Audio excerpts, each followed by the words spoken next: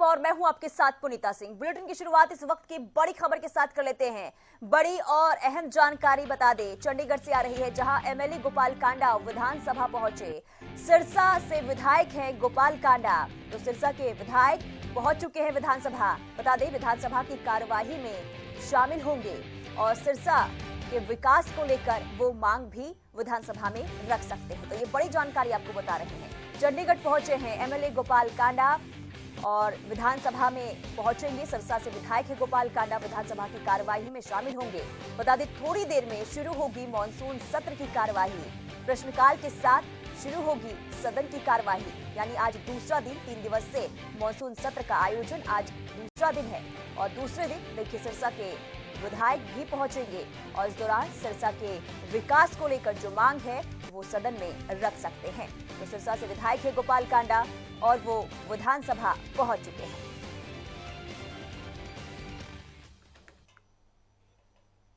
और चलिए आपको सीधे लिए चलते हैं विधानसभा, जहां सदन की कार्रवाई शुरू हो चुकी है। 3 एकड़ जमीन में मैंने प्लॉट काट दिए। मेरा खुद का ही बता रहा हूं और का नहीं बता रहा। मेरे गांव के पास जमीन थी अध्यक्ष महोदय, और मैंने उसमें प्लॉट काट दिए। किसी ने इतराज नहीं किया। पैसे लेने वाले पैसे लेके सरकार को लाभ हुआ। और अब मैं जिस दिन मैं एमएलए बना उसी दिन मेरे पे नोटिस भेज दिया कंट्री टाउन प्लानिंग ने। अरे मेरी खुद की जमीन है, कॉलोनाइजर नहीं हूं मैं हर सेशन में ये सवाल उठाता हूं। बहुत मामूली बात है, आप जल्दी से जल्दी फैसला लें। लोन की बात मत करें कोई भी। जो कॉलोनी कट चुकी है, आप आगे के लिए नॉर्म रखें, कोई भी नॉर्म रखें। जो कॉलोनी कट चुकी, लोग प्लॉट ले चुके हैं, वो कहां जाएंगे अध्यक्ष महोदय? वो कहीं नहीं जा सकते बेचारे, गरीब लोग लुट गए वो सारे बेचारे। मेरा आपसे आग्रह है, इसमें नॉर्म मत रखिए। अरे ऐसा काम करो, देवी भलामन ने कुंडा खीर खा, लाखों लोगों को लाभ हो और सरकार को भी लाभ हो।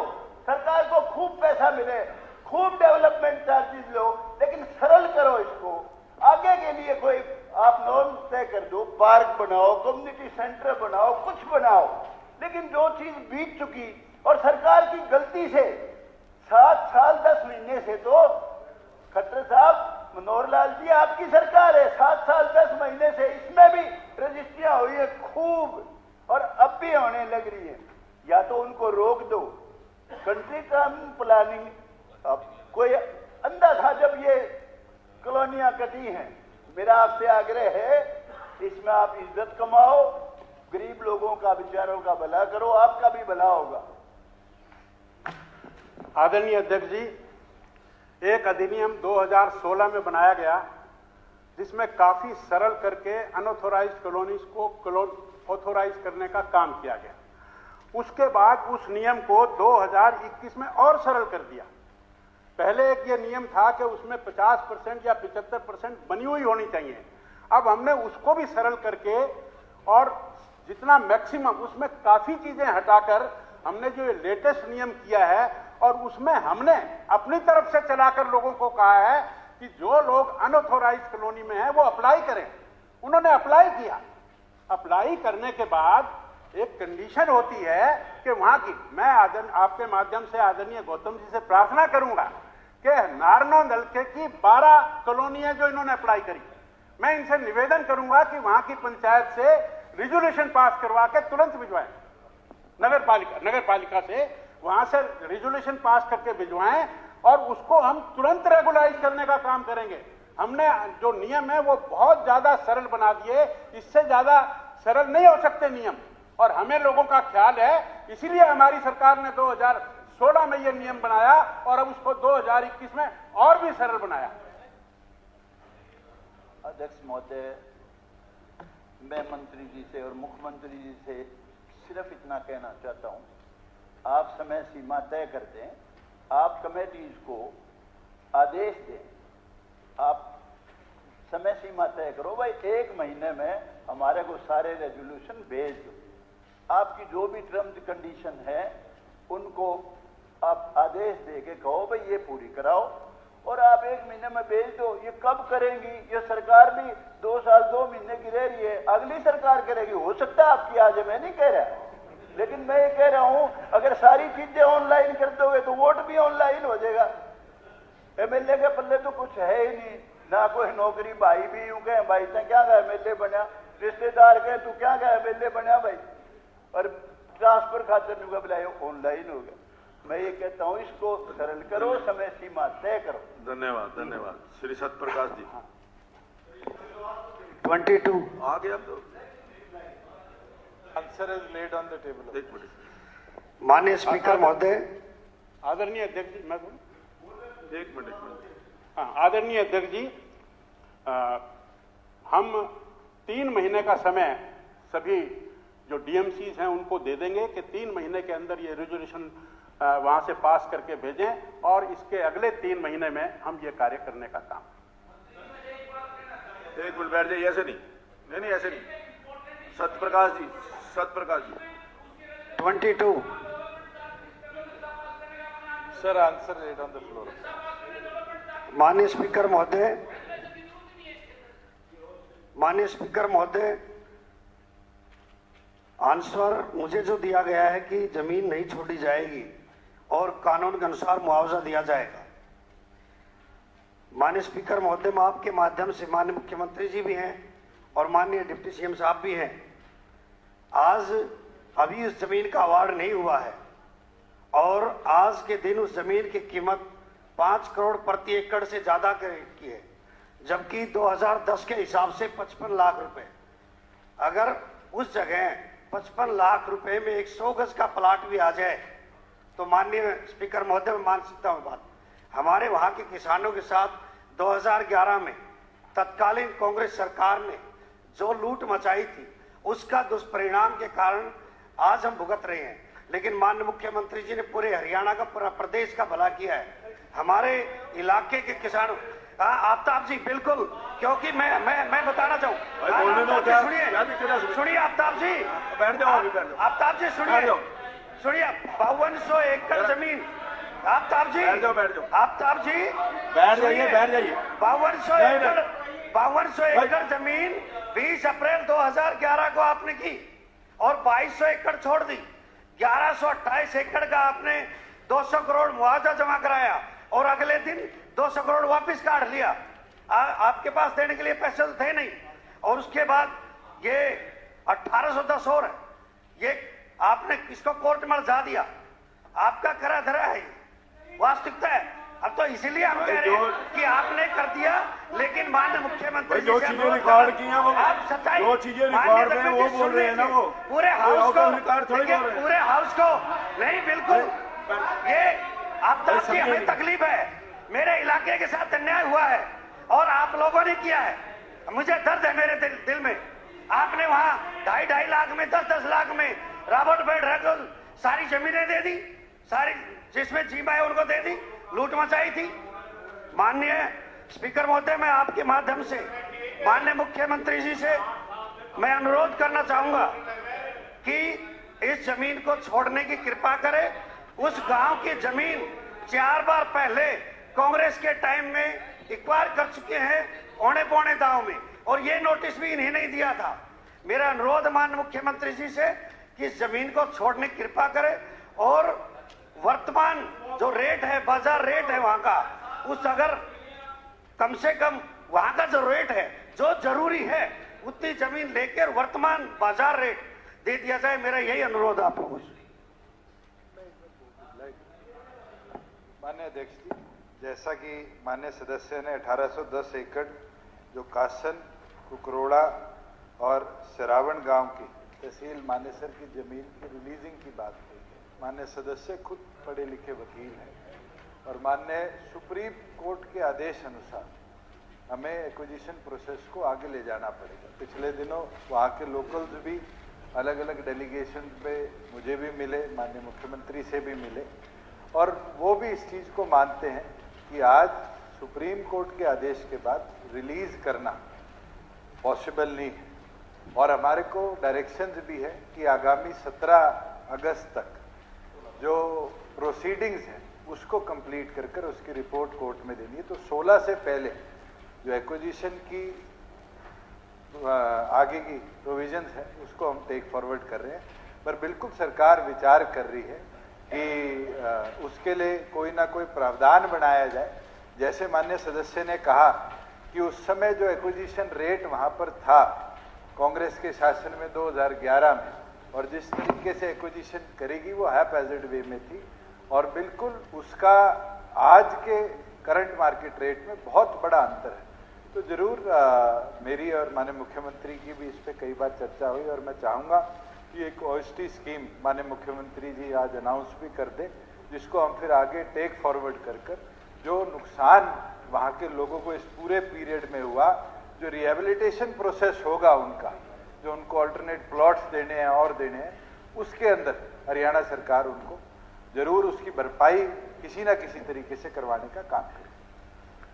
अध्यक्ष महोदय, ये बात तो ठीक है कि ये 2010 को ये जमीन एक्वायर करने के लिए नोटिस हुआ था और उस समय के रेट काफी कम थे। अब चूंकि वहीं के जो किसान बंधु हैं वो सुप्रीम कोर्ट में गए और सुप्रीम कोर्ट में केस चलते चलते 2020 में जाकर के ये निर्णय हुआ कि नहीं, ये जमीन एक्वायर होगी और उसी रेट पर होगी। उसमें काफी सरकार के ऊपर उन्होंने रेस्ट्रिक्शन लगाई है। अब उसके बाद ये भी ध्यान में आ रहा है कि आज रेट्स काफी ज्यादा हो गए हैं।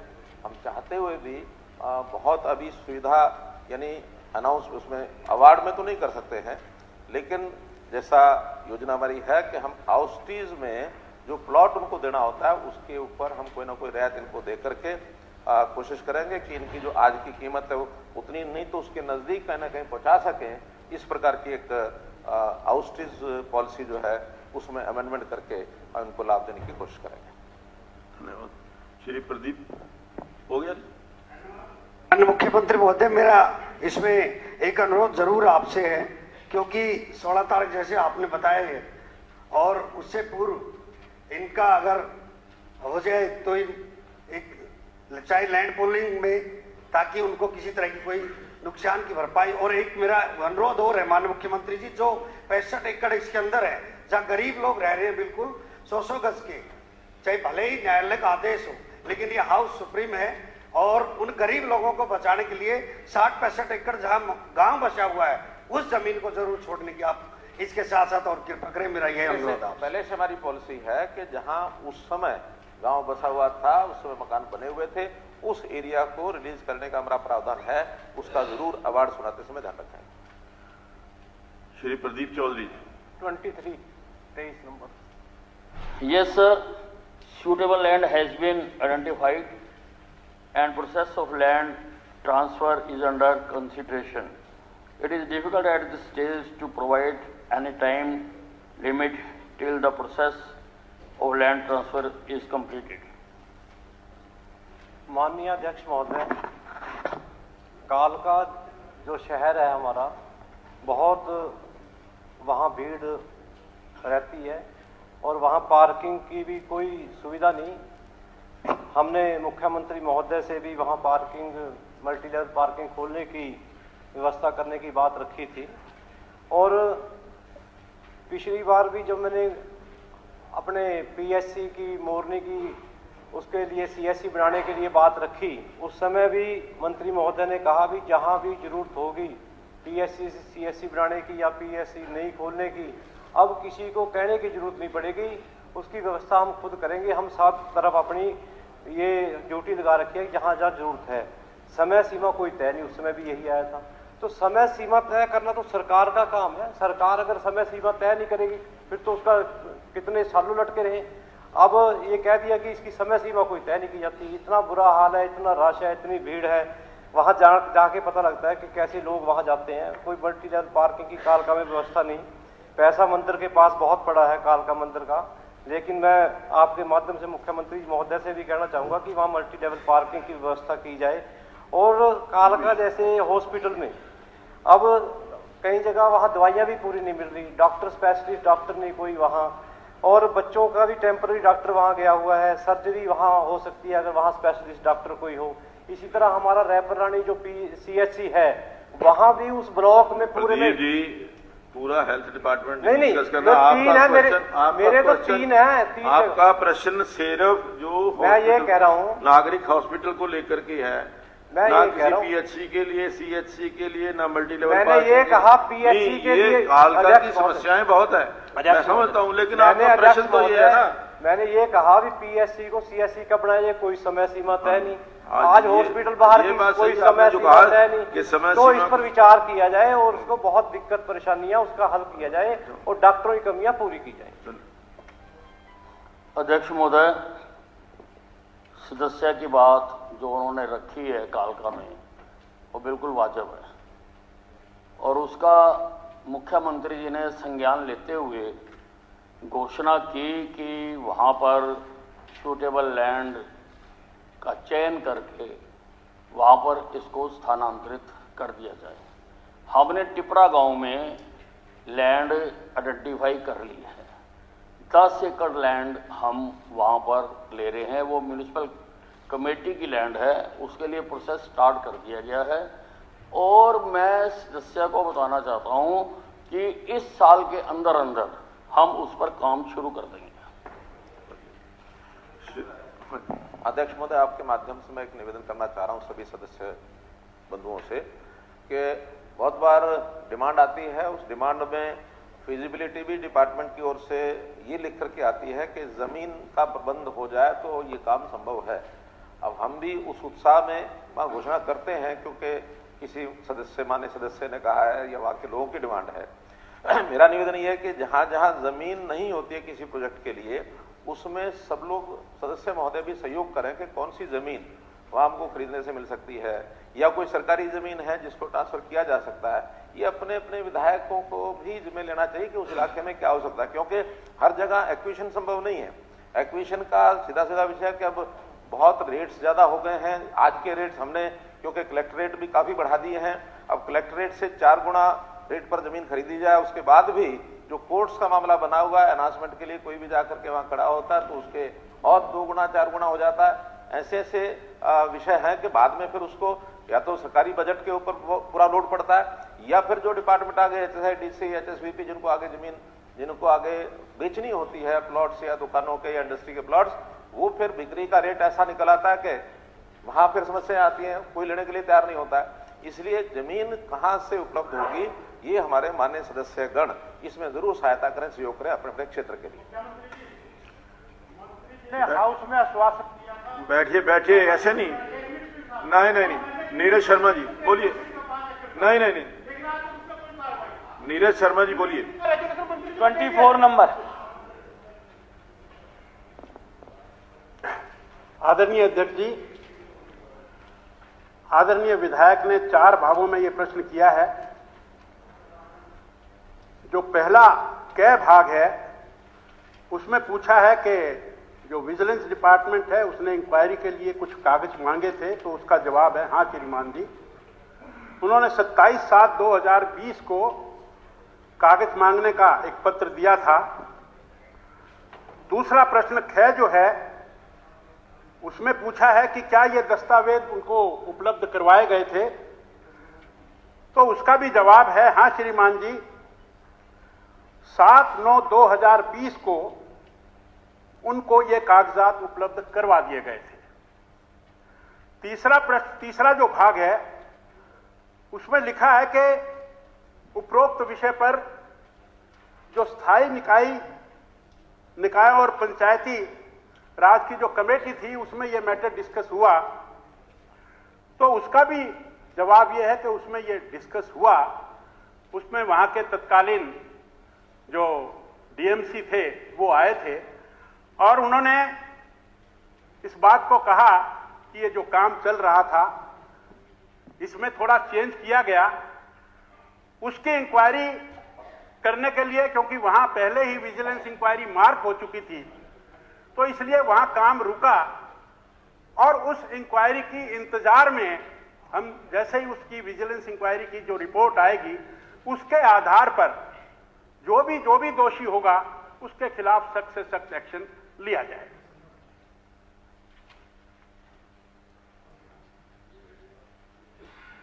महोदय, हमें बड़ा दुख होता है जब इस हाउस में कागज दिए जाते हैं उसमें सही फैक्ट नहीं रखे जाते। मेरे समक्ष 2 कमल जी हैं, एक कमल जी आज मंत्री बन के जवाब दे रहे हैं, एक कमल जी जो 21 सितंबर 2021 को मीटिंग हुई थी उस कमेटी के चेयरमैन थे। और उस कमेटी के अंदर जब मैंने पूछा कि साहब विजिलेंस डिपार्टमेंट को आपने कागज दे दिए, तो 21 सितंबर 2021 को माननीय सचिव महोदय ने कहा जी हम जल्दी से जल्दी कागज उपलब्ध करा देंगे।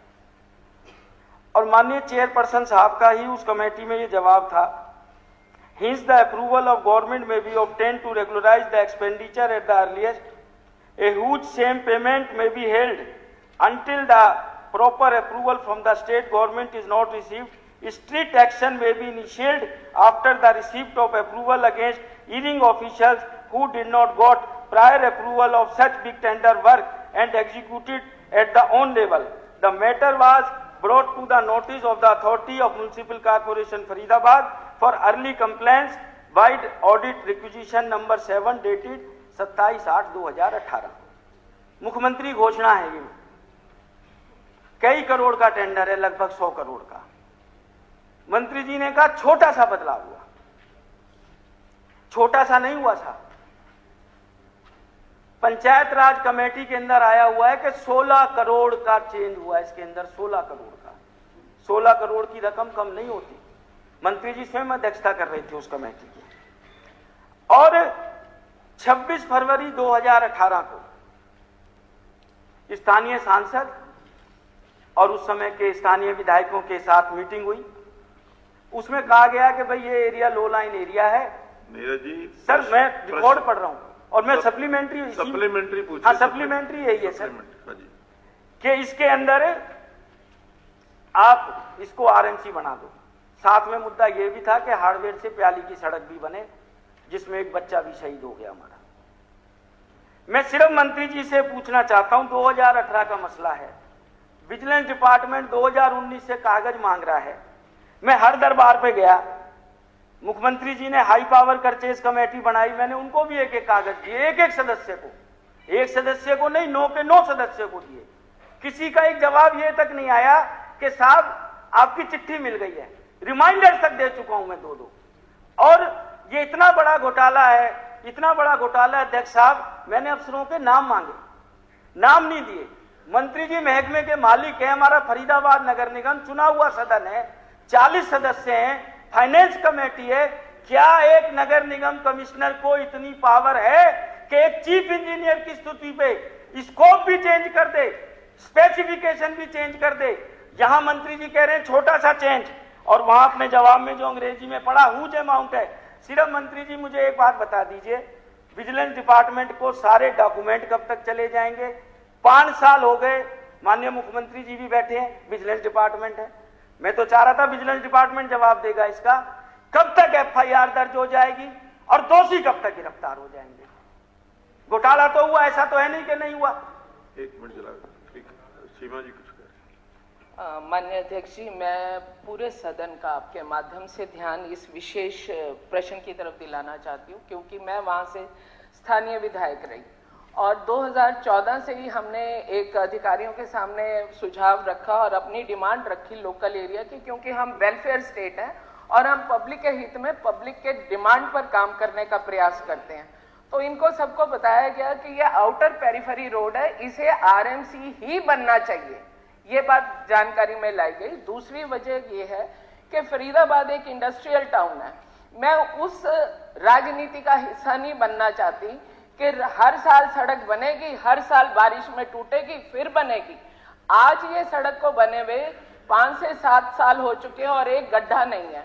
जब फरीदाबाद में कोई भी विजिलेंस की जांच या कोई भी स्टेट का, सेंटर का बड़ा अधिकारी आपके काम को देखने आता है, तो बेस्ट परफॉर्मेंस के तौर पे प्रशासन भी इसी सड़क की प्रस्तुतिकरण करता है। मेरा आपसे एक निवेदन है, जनता की मांग पर यह सारा काम मेरे द्वारा लिखित रूप में देकर के करवाया गया और मेरे पास ये अधिकार जनता के माध्यम से आता है कि मैं उनकी हर बात प्रशासन और शासन तक लेकर के जाऊं। मेरा आपसे सिर्फ इसमें एक मैं विशेष आपकी दखल चाहती हूं कि यदि इसमें कोई पैसे का घोटाला है तो जो कसूरवार है उन पर कार्रवाई होनी चाहिए, अगर चोरी चकारी है। और यदि इसमें काम वो करवाया गया जो जनता की इच्छा है और मेरे लेटर हेड पे लिखित गया हुआ है, तो इसमें सरकार की जिम्मेवारी बनती है कि वो इस विषय को सरकार में ला करके इसे अनुमति ग्रहण करे, इसे अनुमति प्रदान करे। और अंत में मैं एक लाइन और जोड़ना चाहती हूँ। आज भी अगर हम अधिकारियों को कहते हैं, क्योंकि कुछ हिस्सा इस सड़क का रह गया था, आज भी जब हम अधिकारियों को कहते हैं कि वो वाला हिस्सा सिर्फ इस सड़क का टूटा हुआ है, हम कहते हैं इसे आरएमसी करो, वो हमें बार बार जवाब देते हैं कि विजिलेंस जांच में है। मेरा आपसे निवेदन है, इस विशेष तौर इस मुद्दे को चाहे आप प्रिविलेज मतलब एक स्पेशल कमेटी गठन करें माननीय हमारे यूएलबी मंत्री के नेतृत्व में, और इसका हल जरूर निकालें, क्योंकि यहाँ पर जो भी कुछ हुआ, सीमा त्रिखा और मेरे बड़े भाई आदरणीय चौधरी कृष्णपाल जी को हमने सभी को साथ लिया था, लेकिन मैं अपने ऊपर इसको ओन करती हूँ कि मेरे कहने पर यह सारा काम हुआ। और इस काम में यदि कोई पैसे का घोटाला है तो आप उसकी जांच कराएं, लेकिन अगर उसकी जमीन में अगर कन्वर्ट करने का तो उसे पास कर सकती है, सरकार पे अधिकार है। धन्यवाद। 5-7 साल नहीं हुए जी, सदन में बात आई है, ये मिनट्स ऑफ द मीटिंग है। 26 फरवरी 2018 को मीटिंग हुई है, कृष्णपाल जी की अध्यक्षता में, बहन जी भी थी, भाई मूलचंद शर्मा जी भी थे, तत्कालीन विधायक नगेंद्र भड़ाना जी भी थे, और मीटिंग के अंदर बड़ा क्लियर लिखा है कि टेंडर की डीनिट में आरएमसी का कोई जिक्र नहीं है। 100 करोड़ का टेंडर है, मुख्यमंत्री जी की घोषणा है, डीपीआर बनी होगी, कंसल्टेंट अपॉइंट हुआ होगा, थर्ड पार्टी इंस्पेक्शन हुई होगी, 5-6 करोड़ तो इसी में चला गया, फिर वो सब बेकार थे। पहली लाइन लिखी है, it will serve up to 2038। नाज गोदाम के सामने आज भी वहां सीवरेज की लाइन नहीं मिलाई गई, 2 साल में सड़कें टूट गई। घोटाला है नहीं है, जांच क्यों नहीं करा रहे जी? 5 साल हो गए, सिर्फ चिट्ठी चल रही है। आप इसका एक टाइम बाउंड कर दो, इतने दिन में कागज देंगे, एफआईआर दर्ज करेंगे और सड़क का काम चालू होना चाहिए। हम भी इस फेवर में जरूर हो सड़क का काम चालू। नीरज विधायक साथी ने मेरा भी नाम लिया है, कृष्णपाल गुर्जर जी का भी नाम लिया है, और बार बार एक बात का इस फरीदाद में एक शोर हुआ जाता है, बार बार फरीदाद का विकास का काम रुका हुआ है, घोटाला घोटाला घोटाला, और बार बार इस बात के अधिकारियों को डराने का लोग प्रयास कर रहे हैं कि शहर में काम न हो। और जब से प्रदेश के मुख्यमंत्री मनोहर लाल जी के नेतृत्व में फरीदाबाद के अंदर जो सड़कें बनी है, सरकार के 8 साल हो गए, 7 साल बने, 1 इंच भी किसी भी सड़क पे 2 रुपए का कोई खर्चा नहीं है। और जब पूर्व की सरकार बना करती थी, एक बारिश हुआ करती थी, वो सारी सड़क नाले में बह जाया करती थी। उसका उदाहरण एनआईटी है। इनके पिता नहीं, अध्यक्ष जी मुझे मेरा नाम लिया है 2005 में 2009। अध्यक्ष जी 1 मिनट बात सुनो। अध्यक्ष जी मैं अपनी बात कहूंगा, भाई ने, छोटे भाई ने, भाई एक मिनट चुप रहे, एक अध्यक्ष जी, छोटे भाई ने मेरा नाम लिया, मैंने तभी आपको 2009 के बाद कोई फरीदाबाद में एक सड़क रही हो, एक तारकोल की सड़क सारी बह के सड़क बहगी, एक सड़क बता दें। बार बार सीबीआई की बात करते हैं, बार बार बिजनेस के बार बार नाटक बजा का 2009 में जो सड़क बनी हो, एक भी फरीदाबाद ईंट नहीं हो, एक रोड़ी नहीं हो, इस विधानसभा चुनाव ये बता दें इनकी सड़क एक भी हो। आज जो काम हुआ है उसे बार बार आरोप लगाने का काम करते हैं। नहीं, देखिए एक बात देखिए, ये जो विषय है कहीं ना कहीं प्रोसीजरल लैप्स है, जो इसकी प्रोसीजर को फॉलो नहीं किया गया। मुझे जो लगता है वो प्रोसीजर को कंप्लीट करा करके, अगर प्रोसीजर के अंदर कोई कमी रही है, क्यों कमी रही है, उसका कारण क्या है, वो भी पता लगना चाहिए। लेकिन जो अगर कहीं गड़बड़ हुई है, जो उन्होंने कहा कि उसकी जांच होनी चाहिए, तो मेरा तो निवेदन है कि इसके ऊपर कोई एक जल्दी से एक्शन लेकर के ऑन द स्पॉट विजिट करके कोई एक कमेटी वहां जाकर के ऑन द स्पॉट विजिट करे और उसके ऊपर तुरंत निर्णय ले। क्योंकि सड़क जो बनी हुई है, जिसके ऊपर पैसा सरकार का लगा हुआ है, वो खराब हो जाएगा अगर वो पूरी नहीं बनी तो। सिर्फ एक बात मुझे रखने का मौका दिया जाए। 1 मिनट, मेरे को एक बात, किसी ने कहा कि हमने रेगुलर करने के लिए फाइल सरकार के पास भेजी है और वो कमेटी की रिपोर्ट के हाउस पास भी कर चुका है। सचिव महोदय ने कहा अब हम इसको रेगुलर नहीं कर सकते। इसके 1 मिनट, मुझे लगता है कि इसकी आप मंत्री जी कोई ना कोई कमेटी बना करके इसकी जल्दी नहीं, विजिलेंस जांच चलती रहे लेकिन वो काम तो हो जाए। अध्यक्ष महोदय, विजिलेंस की जांच जो चल रही है, उन्होंने जितने डॉक्यूमेंट्स डिपार्टमेंट से मांगे थे सभी डॉक्यूमेंट्स डिपार्टमेंट ने दे दिए हैं। अब हम उन्हीं को कहेंगे कि इस जांच को शीघ्र जल्दी पूरा करें और अगर कोई उसमें कर्मचारी अधिकारी दोषी पाया जाता है उसके खिलाफ एक्शन भी लेंगे। और एक विषय मैं और इसमें जोड़ना चाह रहा हूं, हमारे बहुत पुराने लोग वकील बंधु हैं, हो सकता है उसमें कोई मेरे कहने में अगर कोई कठिनाई यानी कमी रह जाए तो आप उसको पूरा करना। म्यूनिसिपैलिटीज के कुछ नियम बने थे 1976 में, उसमें 8 नंबर एक नियम है जिसके अंदर ये लिखा गया कि 10% तक अनाउंसमेंट की जा सकती है, लेकिन उसकी व्याख्या कुछ इस ढंग से की गई कि 10% तक तो अपने आप कर सकते हैं, 10% से ऊपर भी कर सकते हैं और ऊपर करके सरकार से अनुमति ले सकते हैं। उस समय से लेकर के आज तक अलग अलग व्याख्याओं में, बीच में एक बार सरकार ने उस क्लॉज को ये तय भी किया था कि 10% से ज्यादा बिल्कुल नहीं करेंगे, लेकिन किन्हीं कारणों से, मुझे कारण मालूम नहीं है, डिपार्टमेंट के लोगों से पूछेंगे, उन्होंने फिर उस लेटर को विड्रॉ भी कर लिया। 10% से ज्यादा हो नहीं सकता। लेकिन वो 1976 के अगर किया है तो गलत किया है। मैं डिपार्टमेंट कहूंगा कि 1976 का उसमें क्लॉज नंबर सेक्शन 8 है, उसको अमेंड करके और उसमें बिल्कुल स्पष्ट, क्योंकि उसमें परिभाषा में स्पष्ट नहीं है कि क्या ये 10% तक ही कर सकते हैं या मोर देन 10% कर सकते हैं। उसके अंदर उस अंग्रेजी की व्याख्या तो अपने ढंग से सब करते हैं जो उसको सूट कर जाए। मैंने इसको स्वयं पढ़ा है कि 10% ज्यादा क्यों होता रहा है, तब मेरे सामने एक्सप्रेशन दिया गया। और मैं डिपार्टमेंट को कहूंगा कि उस क्लॉज को ठीक से व्याख्या करने के लिए उसमें संशोधन करें ताकि 10% से ऊपर कोई भी अनाउंसमेंट ना हो। 10% से ज्यादा अगर होती है तो उसको रीटेंडर करें, रीटेंडर में जो आएगा आएगा।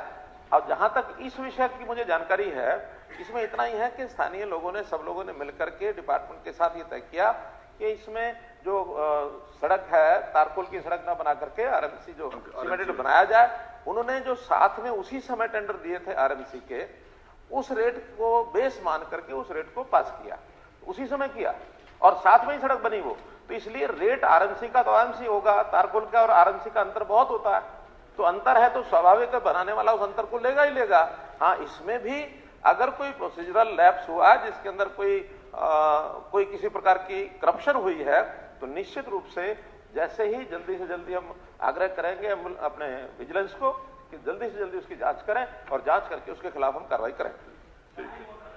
लक्ष्मण सिंह यादव जी, क्या ये टाइम नहीं है तो टाइम थोड़ा। धन्यवाद अध्यक्ष जी। 25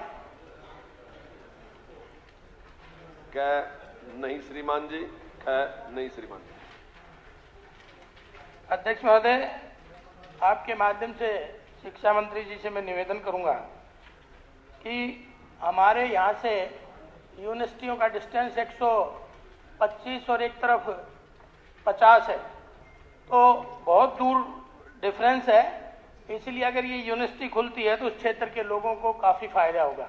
दूसरा मेरा निवेदन है कि वर्तमान परिस्थिति में अगर यूनिवर्सिटी नहीं बनाना चाहते तो भविष्य में जरूर इसको जोड़ के रखें ताकि भविष्य तो कम से कम सुरक्षित हो सके। दूसरा, इसी में ही मैंने एक और डिमांड की थी, अगर इस भगत फूल सिंह यूनिवर्सिटी का ये रीजनल सेंटर है रुला हीर में, तो मैं ये चाहता था कि उसकी दूरी 125 किलोमीटर है, लेकिन हमारे जिले में जैसे यूनिवर्सिटी है इंदिरा गांधी यूनिवर्सिटी मीरपुर में, उसका डिस्टेंस 44 किलोमीटर है। तो उस यूनिवर्सिटी पे इस रीजनल सेंटर को जोड़ दिया जाए ताकि 125 किलोमीटर जाने की जरूरत ना पड़े। बहुत सारे काम जाम होता है जिसमें समय भी लगता है। जब नजदीक यूनिवर्सिटी है तो उस रीजनल सेंटर को उस नजदीक यूनिवर्सिटी से जोड़ने का जरूर ये काम करें, मेरा यही निवेदन है। जो इन्होंने, क्योंकि यूनिवर्सिटी की तो कोई संभावना ही नहीं है, 405 बच्चे केवल अभी हैं, वर्तमान में नहीं है, भविष्य में कर दें। हाँ, नहीं मैं कह रहा, जो मीरपुर यूनिवर्सिटी है वो बिल्कुल इसके नजदीक है, लेकिन वो कोएड यूनिवर्सिटी है। तो मेरा मानना है कि अगर उसमें आप जोड़ना चाहते हैं तो ये आपका कॉल, ये जो आपका सेंटर है ये भी कोएड करना पड़ेगा। अगर आप इसके लिए तैयार हैं तो उसके लिए हम विचार कर लेंगे, या फिर इसीलिए आपसे पूछ रहे हैं। आप तैयार हैं इसके लिए? हाँ बिल्कुल तैयार है। ठीक है, आप इसको ही कर दें, इसको रीजनल सेंटर के साथ विचार कर लेंगे जी। हमारे लोकल यूनिवर्सिटी से जोड़ दें। धन्यवाद। और मैंने क्वेश्चन लगाया भी इसलिए था कि तो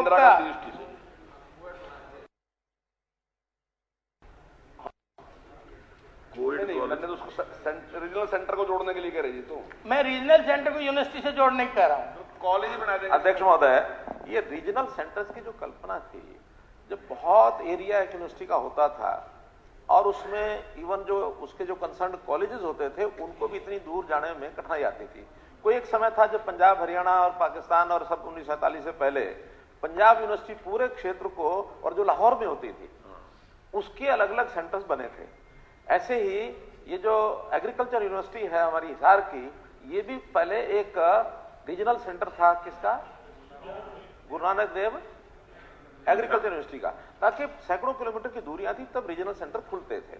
अब जब कभी ये सेंटर खुले होंगे खानपुर यूनिवर्सिटी के, तो उस समय ना तो मीरपुर यूनिवर्सिटी थी, ना जींद की यूनिवर्सिटी थी। 2 सेंटर उनके खुले हुए हैं, एक जींद में है और एक लूलाहिर में है। अब इतने सेंटर्स और बहुत 50-100 किलोमीटर, क्योंकि कोई विद्यार्थियों को यूनिवर्सिटी में नहीं जाना पड़ता, कॉलेज की मैनेजमेंट को यूनिवर्सिटी में जाना पड़ता, उनकी एफिलिएशन होती है, यूनिवर्सिटी एग्जाम लेते हैं, इसलिए 100 किलोमीटर दूर है या 150 किलोमीटर दूर है और हर यूनिवर्सिटी का कोई एक्सटेंशन काउंटर खुले और एक्सटेंशन या यूनिवर्सिटी नहीं बने। आज हमारे हरियाणा में सरकारी और प्राइवेट मिलाकर के 50 से ज्यादा यूनिवर्सिटी हो चुकी हैं, शायद 55-56 हो चुकी हैं। और मेरा मत तो यह है कि ज्यादा यूनिवर्सिटीज भी कई बार जो हमारा एग्जामिनेशन सिस्टम है या एजुकेशन सिस्टम है उसको डाइल्यूशन करता है, उनमें फिर होड़ लगती है। बहुत जगह ज्यादा यूनिवर्सिटी होने के बाद आज जो फर्जी एक प्रकार के पढ़ाई के सर्टिफिकेट ये वो, और कई बार यूनिवर्सिटीज की मान्यता भी इसलिए खत्म हो रही कि हर जगह एंट्रेंस है, हर जगह एग्जाम है, अगले एग्जाम में फिर आते हैं। पहले तो ऐसा होता था डायरेक्ट उसके ऊपर सब एडमिशन भी होते थे। अब ये चीजें हमको कंट्रोल करनी पड़ेंगी कि जगह जगह यूनिवर्सिटीज खोलना कोई हित में नहीं है। कॉलेजेस और यूनिवर्सिटीज इसका एक समन्वय बैठाने की जरूरत है। अध्यक्ष जी, आदरणीय मुख्यमंत्री जी ने ठीक कहा है, लेकिन इंदिरा गांधी यूनिवर्सिटी बहुत पहले ही खुली हुई थी और ये भगत सिंह फूलचंद यूनिवर्सिटी भी खुली हुई थी, उसी का रीजनल सेंटर था। तो मैं तो इसलिए आधार मान के, अब जब ये खुली गया है तो इंदिरा गांधी यूनिवर्सिटी से जोड़ दें इसको। कॉलेज को नया के उसको उसके साथ ठीक कराओ। दान सिंह जी। धन्यवाद स्पीकर सर। 26 सर आंसर है। अध्यक्ष महोदय, मई 2019 के अंदर रेस्ट हाउस पीडब्ल्यूडी महेंद्रगढ़ का फाउंडेशन रखा जाता है और पंचायत से आग्रह किया जाता है कि आप अपने यहां से जमीन दे दें। पाएगा पंचायत ने पहले 3 एकड़ जमीन दी, उसके बाद में 1 एकड़ जमीन पर पाया गया कि वहां पर कोई पौंड बनाने की स्कीम सरकार की है, उसको 2 एकड़ कर दिया गया। 2 एकड़ पर सरकार ने 1,36,000 के आसपास मुआवजा देने की बात कही। पंचायत ने रेजोल्यूशन कर दिया, पंचायत ऑफिसर ने पास करके, बीडीओ ने पास करके डीडीपीओ को दे दिया, डीडीपीओ ने डायरेक्टर साहब के पास भेज दिया। आज तकरीबन 3 साल मैं ये जानना चाह रहा हूं कि सरकार उसको बढ़ाना चाहती है या नहीं बढ़ाना चाहती, और बढ़ाना चाहती तो इतना विलंब क्यों हो रहा है। मैं एक तरफ तो ये कहना चाहता हूं, अध्यक्ष महोदय आप कहते हैं, सरकार भी बहुत बार कहती है सबका साथ सबका विकास, हम हर मामले में पिछड़े हुए। ये वही रोड है जिसके लिए मैं बार बार कहता हूँ 148 के ऊपर जहां पर रेस्ट हाउस है, रोड की बात तो 4 बार टेंडर हो लिए, चारों बार उनको आज तक लागू नहीं किया। माननीय मुख्यमंत्री उप मुख्यमंत्री जी ने भी 1 बार नहीं 2 बार आश्वासन दे दिया, वो बात वहां थी वहीं की वहीं चल रही है। आज पीडब्ल्यूडी रेस्ट हाउस की भी ये बात है कि उसको भी आप नहीं बनाना चाहते, तो आखिर सरकार की मंशा क्या है, हमारा सबका साथ सबका विकास कहां रहा, ये मैं माननीय मुख्यमंत्री से जानना चाहता हूं। माननीय अध्यक्ष जी, माननीय सदस्य ने बात कही कि 2019 में फाउंडेशन रखी गई। पैगा गांव के अंदर जो आपने जमीन ग्राम पंचायत के रेजोल्यूशन पे दिलवाई, उस ग्राम पंचायत की जमीन सबसे गांव के लो लाइंग एरिया में है और आज भी वहां पानी खड़ा हो जाता है। उसको देखते हुए वो प्रपोजल रिजेक्ट कर दिया। ऑल्टरनेटिव लैंड के लिए सरकार आज भी जगह तराश रही है। जैसे ही लैंड अवेलेबल होगी हम उस प्रपोजल को टेकअप करेंगे। मगर माननीय सदस्य जितनी जद्दोजहद के साथ रेस्ट हाउस की बात कर रहे हैं, मैं ये बताना चाहता हूँ कि आज वहाँ रुकने की कहीं दिक्कत नहीं है। किले के अंदर जो ऑलरेडी पीडब्ल्यूडी का महेंद्रगढ़ में रेस्ट हाउस है, 3 कमरे वहाँ पर हैं। 33 कमरों का नया रेस्ट हाउस पुरानी बिल्डिंग के साथ आपके नारनौल में बन रहा है। इरिगेशन का रेस्ट हाउस महेंद्रगढ़ में है। पावर का रेस्ट हाउस महेंद्रगढ़ के पास है। सतनाड़ी के अंदर मार्केटिंग बोर्ड का रेस्ट हाउस है। आपकी पाली यूनिवर्सिटी के अंदर रेस्ट हाउस है। आज सरकारी इंफ्रास्ट्रक्चर बनाना बहुत आसान है, अब कीप करना और उसकी यूटिलाइजेशन करना उतना ही मुश्किल हो जाता है। मगर जैसे ही हमें लैंड अवेलेबल होगी, पुराने रेस्ट हाउस को हम इस नई बिल्डिंग में शिफ्ट करेंगे और उसको भी किसी ना किसी, क्योंकि हेरिटेज साइट है वो किला, ऑल्टरनेट यूज में भी लेने का काम है। अध्यक्ष महोदय, जो माननीय उप मुख्यमंत्री महोदय ने कहा कि वहां रेस्ट हाउस की कमी नहीं है, इन्होंने पुराने रेस्ट हाउस का जिक्र किया। वो आजादी से पहले का किले के साथ का बना हुआ है और उसकी कंडीशन बड़ी छत विछत थी, जो आज थोड़ा सा रहने के लायक हुआ है। वहां पर सेंट्रल यूनिवर्सिटी भी है और 2 दिन तक डीसी और एसपी भी वहां पर आते हैं। वो जब आते हैं, जगह तलाश की जाती है तो वहां जाने के लिए रास्ता ढूंढना पड़ता है। मैं ये चाहता हूं कि जब आपकी सरकार का प्रपोजल था, हमने नहीं दिया था कि हम यहां पर रेस्ट हाउस बनाएंगे, आपके दिए प्रपोजल को आप पूरा नहीं करना चाहते। मैं इस बारे में जानना चाहता हूं आपसे। माननीय अध्यक्ष महोदय, पहले तो मैं माननीय सदस्य का धन्यवाद करूंगा कि आपने ये तो सदन में माना कि आज रुकने लायक बन चुका। जो 10 साल में आप रुकने लायक नहीं बना पाए, हमने बना। दूसरी चीज, मैं तो आपको फुल छूट देता हूं।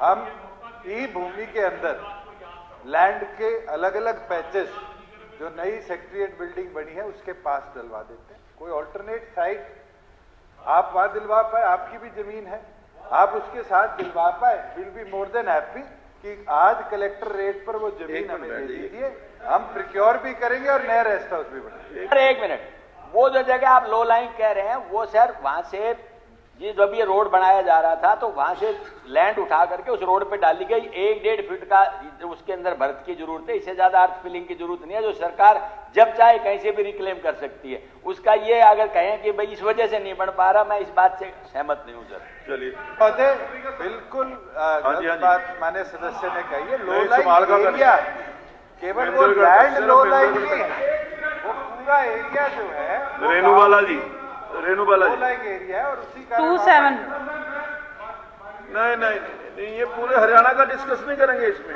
नहीं, आप क्वेश्चन लगाइए, आपका क्वेश्चन का आंसर मिलेगा, ऐसे नहीं। रेणुबाला जी।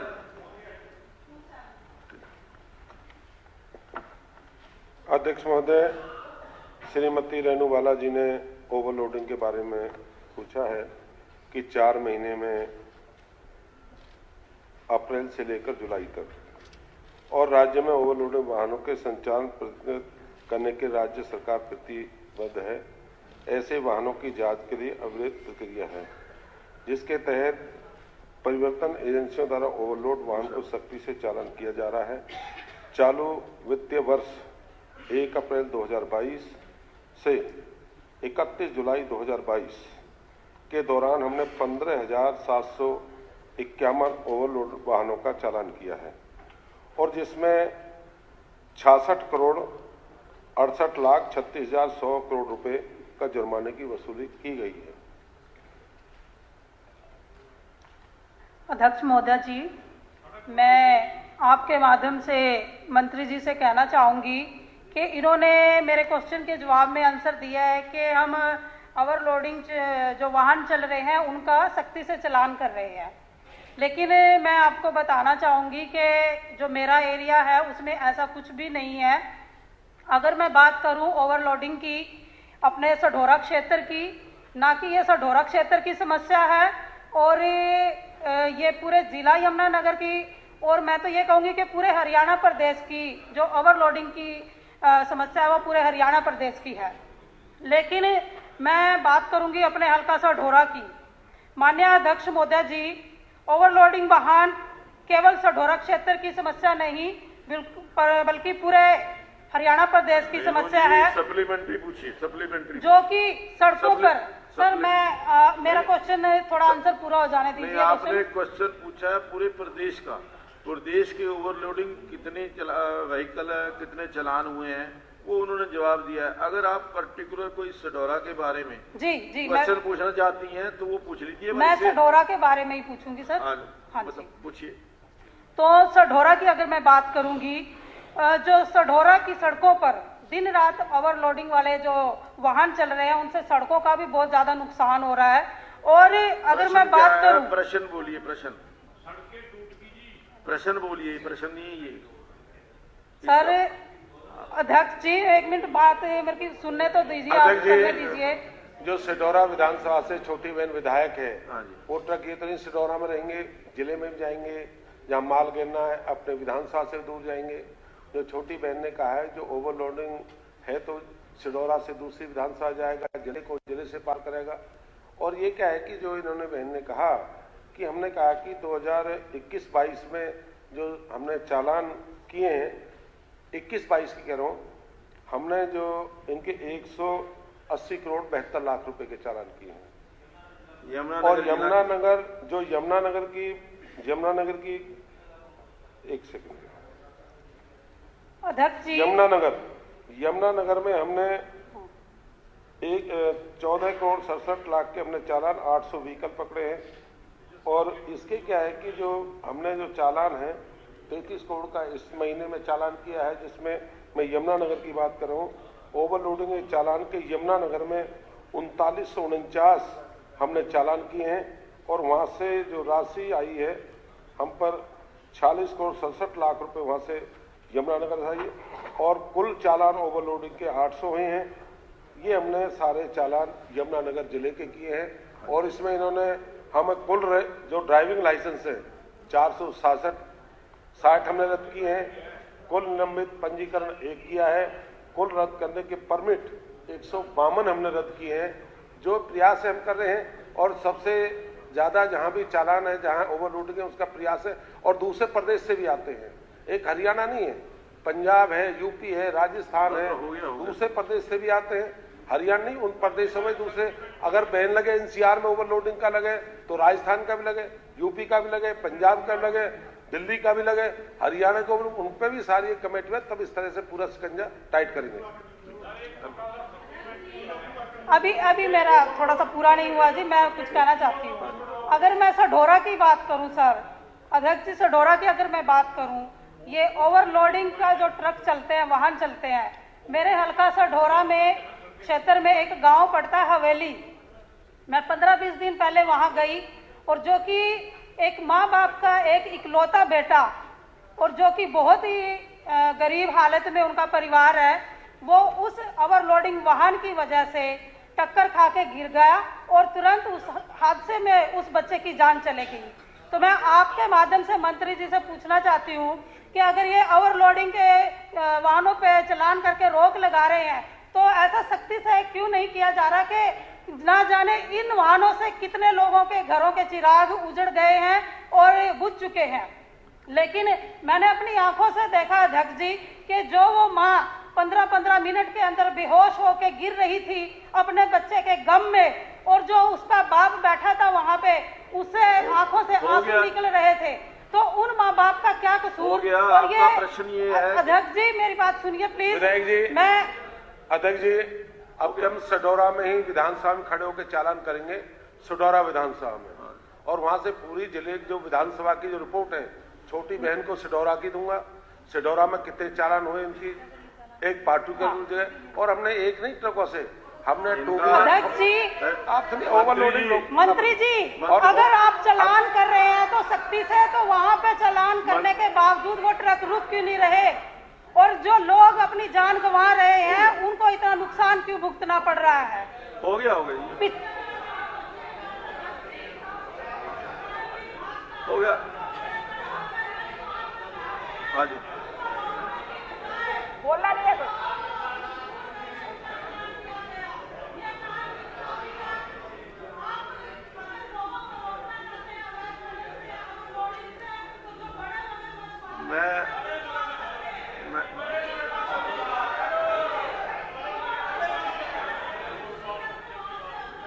रेणु जी, आपने, मैंने कहा सप्लीमेंट्री तो कोई पूछते नहीं, आप अपनी आगे से लेक्चर के लिए नहीं है, स्पीच के लिए ना, बाकी लोगों के प्रश्न भी जो है ना, चलिए नहीं अभी बाद में देना। जगदीश नैयर मंत्री जी को मिलके देना। जगदीश नायर जी।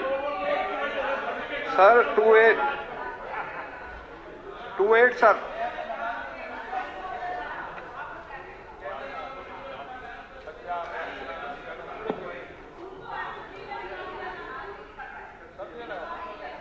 अध्यक्ष महोदय, राज्य में अनुसूचित जाति के किसानों को लाभ देने के लिए कृषि तथा किसान कल्याण विभाग और बागवानी विभाग द्वारा विभिन्न योजनाएं चलाई जा रही हैं। वर्ष 2021-22 के दौरान सरकार द्वारा विभिन्न योजनाओं के तहत 76,26,95,हजार रुपये अनुसूचित जाति के किसानों को लाभ के रूप में दिए गए। इसका विवरण कृषि एवं किसान कल्याण विभाग और बागवानी विभाग के ये क्रम से अनुमति ए और बी में दिया गया है। अध्यक्ष महोदय, मैं मंत्री जी का धन्यवाद करना चाहूंगा कि सरकार किसानों के प्रति उनके जीवन स्तर को सुधारने के लिए नई नई योजना लेके आ रही है और अनुसूचित जाति के किसानों के लिए भी सरकार ने कई सारी योजनाएं चलाई हैं। मेरा मंत्री जी से जो सप्लीमेंट्री है वो ये है कि मैं पलवल जिले की किसानों की सूची मांगना चाहता हूं और होडल विधानसभा क्षेत्र में जो एससी कैटेगरी के लिए आपने लाभ दिया है, ये तो मैं मानता हूं आपने बहुत लाभ दिया है, और आपके अधिकारी इस मिशन को लेकर क्या प्रोग्राम कर रहे हैं जो लोगों में जागरूकता पहुंचे, वो जानना चाहता हूं। अध्यक्ष महोदय, मंत्री जी के विधानसभा क्षेत्र की सूची में इनको उपलब्ध करा दूंगा और सभी जो ऐसे क्षेत्र हैं जहां अनुसूचित जाति के किसान ज़्यादा हैं, हमारी सबकी कोशिश ये होनी चाहिए कि बजट हमारे पास पर्याप्त है, कोई कमी नहीं है। किसानों को जागरूक हम भी कर रहे हैं और ये भी करें ज़्यादा से ज़्यादा लाभ उन तक पहुँचे। और योजनाएं हमने इसके डाटा दिया है कि तरह तरह की योजनाएं हैं, भारत सरकार की भी हैं, हरियाणा सरकार की है, पॉली हाउस की, नेट हाउस की, बीज की, खाद की, हर तरह से सुविधाएं देते हैं और इसका लाभ हमारे अनुसूचित जाति के किसान हैं वो उठाएं। एक मिनट, ऐसे नहीं, ऐसे बिना नहीं ऐसे बिना पूछे नहीं। आप पूछिए, पता है वो सप्लीमेंट्री उन्होंने पूछा। सर, मैं माननीय मंत्री महोदय जी के जवाब से प्रसन्न हूं, लेकिन मैं मंत्री जी से एक सुझाव देना चाहता हूं। पिछली बार बजट के दौरान जो माननीय मुख्यमंत्री जी ने गरीब किसान कल्याण के लिए जो बजट दिया था, उसमें बहुत ढेर सारा पैसा लैप्स हुआ था। मेरा मंत्री जी से सुझाव है कि इनके मेले लगा के या इनका कोई आप जागरूक अभियान करके वहां विधायकों की ड्यूटी लगा के या अपने अधिकारियों की ड्यूटी लगा के इस पैसे का किसानों तक पहुंचाने का हमें सदुपयोग करना चाहिए। ये अच्छा सुझाव है हमारे विधायक जी का और हमारी भी कोशिश ये है कि जितने अनुसूचित जाति के किसान हैं उनको सरकार की नीतियों का ज़्यादा लाभ मिले। और मुख्यमंत्री जी से पिछले दिन बात हुई थी, उन्होंने ये कहा था कि ऐसा कोई वो बन जाए, समूह बन जाए जिसमें आधे किसान अनुसूचित हों, आधे दूसरे हों, तो उनको भी वो वाला लाभ दिया जा सके। हमारा कोशिश ये है कि ज़्यादा से ज़्यादा अनुसूचित जाति के किसानों को लाभ मिले। मुख्यमंत्री उनका सुझाव ये है कि ज़्यादा से ज़्यादा पब्लिसिटी करें ताकि किसानों को पता लग जाए कि ये स्कीम हमारी कर रहे हैं। धन्यवाद। श्री वरुण चौधरी जी। 29।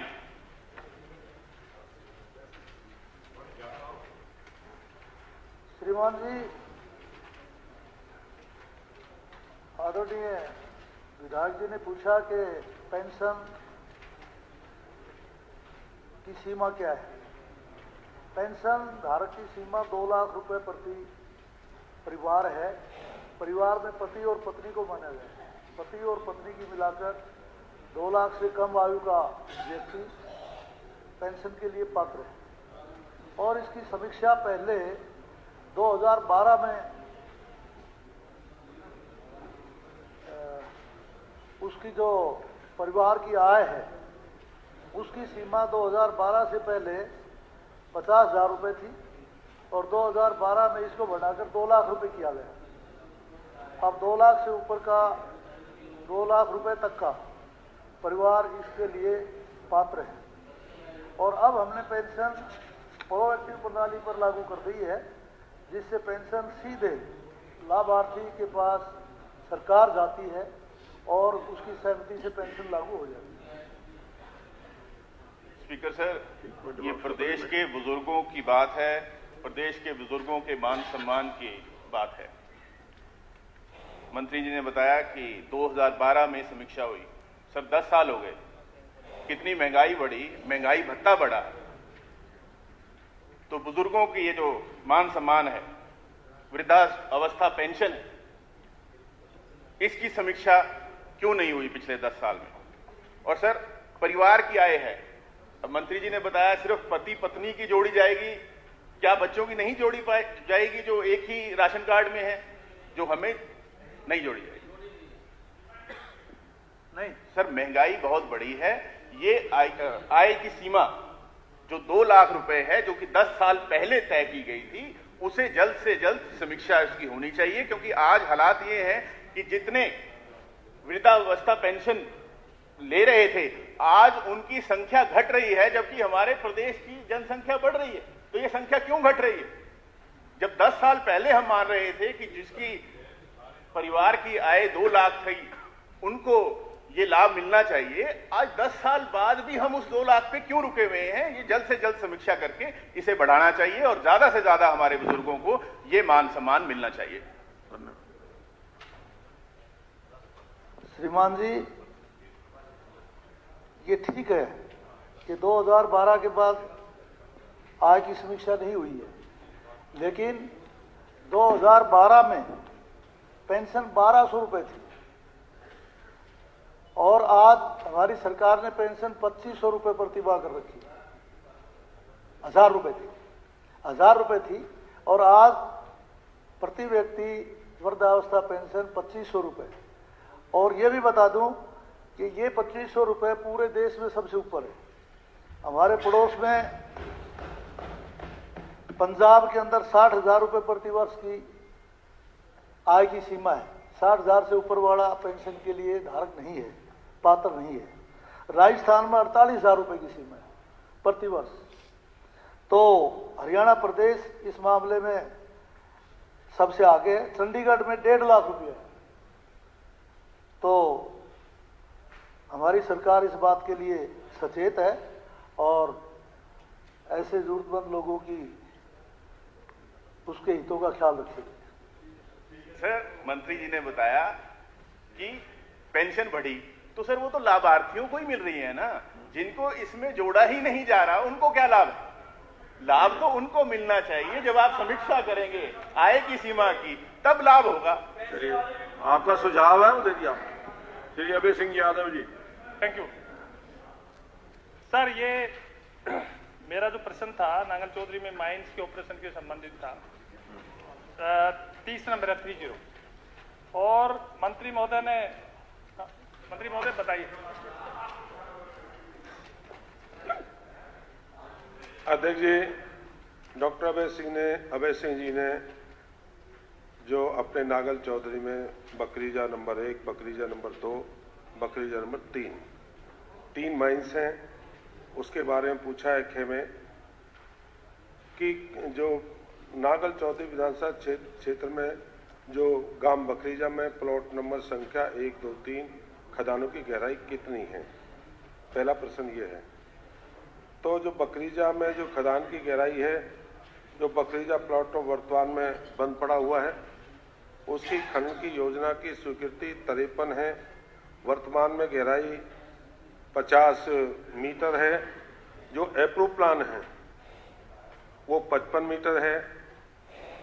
Depth of the water of table as per approved mining plan और depth of water ground water as per report geologist 100 जो उनका जो पानी का जो जोलॉजिस्ट है 169 से 175 मीटर है। ये कै का जवाब है। खेमे है, क्या खदान उपरोक्त खदानों की गहराई कई प्लॉटों के वाटर लेवल से नीचे चली गई हैं? बकरीजा प्लॉट इनका नहीं श्रीमान जी। गे में है, क्या यह पहले से सूखाग्रस्त क्षेत्र में भूजल संतुलन को प्रभावित करने वाले पर्यावरण को मानकों का उल्लंघन है। नहीं श्रीमान जी, अपना इसका है क्या विभाग स्वीकृति खनन के उपरोक्त खदानों के खनन के संचालन किया गया है। खनन के गड्ढों की गहराई और स्वीकृति के अनुसार सीमा के भीतर है। खनन के कार्य में चल रही प्रक्रिया यदि सुनिश्चित करने के लिए क्या संचालन खनन योजना पर्यावरण मंजूरी संचालन की सहमति और सुरक्षा प्रावधानों के अनुसार किया जा रहा है। CPCB MOI CC महानिदेशक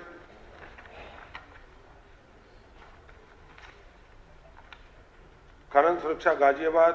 खनन विभाग निरंतर निगरानी रखते हैं, नियमित रूप से खनन का निरीक्षण करते हैं। मामूली सी विसंगतियों को दूर करने के लिए तत्काल में कार्रवाई की जाती है और बड़ी विसंगति के मामले में संबंधित पट्टा धारकों को नोटिस जारी किया जाता है और सुधार और सुनिश्चित किया जाता है, जबकि संबंधित प्राधिकारियों को अलग अलग से कार्रवाई की जाती है। तथापि खानों को नियमित निरीक्षण सुनिश्चित करने के लिए सभी खनन के अधिकारियों का आदेश दिनांक 4/2/2022 द्वारा खानों का नियमित निरीक्षण करने के लिए निर्देश दिए गए थे। दे में पूछा है क्या इनकी समय समय पर इनकी कोई आप करते हैं, निरीक्षण करते हैं। खनन अधिकारी नालौर बकरीजा प्लॉट नंबर 2 और 3 में नांगल चौधरी जिला महेंद्रगढ़ के अवैधिक निरीक्षण रिपोर्ट 18/2022 को आई थी। दूसरी रिपोर्ट 11/4/2022 को कराई थी। तीसरी रिपोर्ट 18/4/2022 को कराई थी। पांचवी 24/5/2022 को। छठी रिपोर्ट 28/6/2022 को। प्रतियां अनुगुण एवं और सामूहिक रूप से संलग्न है। रिपोर्ट के अनुसार कोई भी बड़ा उल्लंघन होने नहीं पाया है।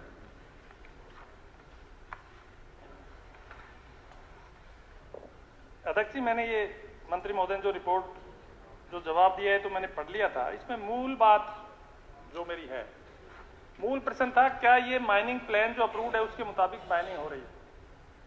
इसमें मंत्री महोदय ने जवाब के साथ इंस्पेक्शन रिपोर्ट एक लगाई है। मैं उस इंस्पेक्शन रिपोर्ट से ही पढ़ रहा हूं। इन्होंने जवाब दिया है कि as per mining plan mining हो रही है। उसमें एक कॉलम है status of boundary of pillars. उसमें आपने जितने रिपोर्ट्स दी हैं उसमें कुछ पिलर्स को छोड़ के फिर लिख दिया एक्सेप्ट पिलर नंबर सच सच सच सच। इसका मतलब यह है कि उस दिशा में पिलर्स को तोड़ दिया गया है।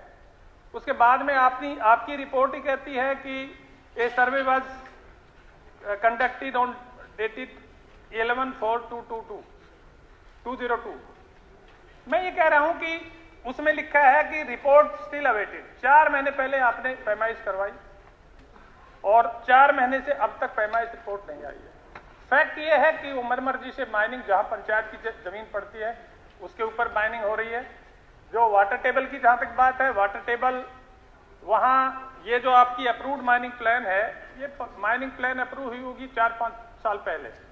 अब जब से नदियों में पानी डाला गया है, माननीय मुख्यमंत्री जी ने जो रिचार्जिंग की स्कीम बनाई थी महेंद्र जिले के लिए, उसके बाद में वाटर टेबल ऊपर आया है। और आप जाके पता कर लीजिए मंत्री जी, वहां से पंप लगा लगा के खानों में से पानी निकाला जा रहा है। और एक मिनट मेरी बात सुन लीजिए। नेक्स्ट इसका आपने इसमें लिखा है, लास्ट कॉलम है इसका, mineral stock of the lease holders oblique contractor. इसमें यह लिखा है कि overburden stock within lease oblique near oblique along with the boundary. और it is a matter of record कि मेघोक बिंजा की पंचायत है, पंचायत की जमीन है, बगैर किसी रेंट के, बगैर किसी कंपनसेशन के कई एकड़ जमीन के ऊपर उसका डेबरी जो है मलबा डंप कर रखा है। और जब मैंने संबंधित अधिकारियों को कहा कि भाई पंचायत की जमीन को आपने पहाड़ बना दिया मलबे का, तो इसको सीज कर दिया। ये उससे भी बड़ी बीमारी, सीज कर दिया इसका मतलब परमानेंटली आपने उसको वहां छोड़ दिया। भाई either you dispose it of, आप इसका ऑक्शन करवाओ, जो भी करवाओ, पंचायत की जमीन खाली करवाओ। तो मेहरबानी करके मंत्री महोदय से मेरा निवेदन है कि ये मेरे को ये आश्वस्त करें कि किसी इंडिपेंडेंट एजेंसी से वहां सर्वे करवा लें। माइनिंग के बारे में मुझे कोई इतराज नहीं है, लेकिन माइनिंग नॉर्म्स के मुताबिक हो, मलबे का डिस्पोजल नॉर्म्स के मुताबिक हो। और क्योंकि वहां पीढ़ियों का रहना है, हमारी पीढ़ी आखिरी पीढ़ी नहीं उस इलाके में रहने वाली, उस इलाके को इतना बर्बाद मत करो कि इलाके में आने वाली पीढ़ियां रहने लायक ही ना बचे। धन्यवाद। अध्यक्ष जी, विधायक जी ने जो कहा पंचायत की जमीन पे जो मलबा पड़ा हुआ है, पंचायत की जमीन किस तरह का कोई माइनिंग जो होती है या कोई 2 नंबर की, मान लो उससे पहले ऑक्शन नहीं हो पाती, इस समय उसको सीज कर देते हैं। ठीक है, हम ऑक्शन कराएंगे उसको, जहां नहीं करा देंगे उसको। दूसरा जो वाटर लेवल की बात थी, जो बारिश का पानी उसको तो बाहर निकाला है, ये कल की रिपोर्ट है। कल हमने मीटिंग के बाद रिपोर्ट में आए जर्नलिस्ट से 175 मीटर पानी नीचे है, ये रिपोर्ट है, ये कल ही मैंने मंगाई है, एक विधायक जी को दे देना। तो उसके जो भी होगा, और जो भी बाउंड्री लाइन है, बाउंड्री लाइन की जो बात की, बाउंड्री लाइन पिलर है, उन पिलरों की जो रिपोर्ट है मेरे पास है, और मैं एक बार उसको चेक करा लूंगा कोई बाउंड्री लाइन से बाहर तो नहीं है, उसकी भी पूरी जानकारी जो रिपोर्ट है मेरे पास, वो तो ठीक है, पर अगर कोई रहे तो फिर भी उसकी मैं एक बार करा दूंगा। मंत्री जी, मेरा निवेदन सिर्फ इतना है, 2 महीने का 6 महीने का टाइम दे दो कि इतने दिन में पंचायत की जमीन खाली करवा दो। नहीं, मैं उसे 6 महीने का दे दो आप। भाई आप वो सारी आपने बाउंड्री की बात की, पानी की रिपोर्ट नहीं, मैं कह रहा हूँ पंचायत की लैंड पे वो जो पंचायती लैंड के जो प्रक्रिया है डीसी के थ्रू से हम जल्दी ही करेंगे। जल्दी की बात नहीं, मैं अगले साल फिर यही बात कहूंगा। चलो 2 महीने 3 महीने में करके सारी आपको बता मेरे को 3 महीने का 6 महीने का टाइम दे दो आप। भाई जमीन जो भी इस तरह की बहुत सी, अध्यक्ष जी, इस तरह की बहुत सी पंचायती जमीन है, उसको ऑक्शन कराने में क्या दिक्कत है? वो लीज का पार्ट नहीं है, ऑक्शन का पार्ट नहीं है। मैं आपको कह रहा हूँ, मैं ये ऑक्शन में जो भी 3 महीना 4 महीने लगेंगे हम उसको करते हैं। भाई आप कह रहे 3 महीने समय नहीं है, 4 महीने सरकारी जमीन आप 4 महीने का नहीं 6 महीने का दे दो। Let it come on the record of this house. ठीक है, ऑक्शन करा देंगे, माइनिंग डीसी हम ऑक्शन करा देंगे 4 महीने में।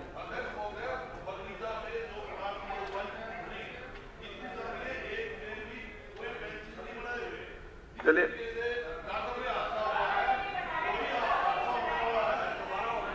माननीय सदस्यगण, अब प्रश्न का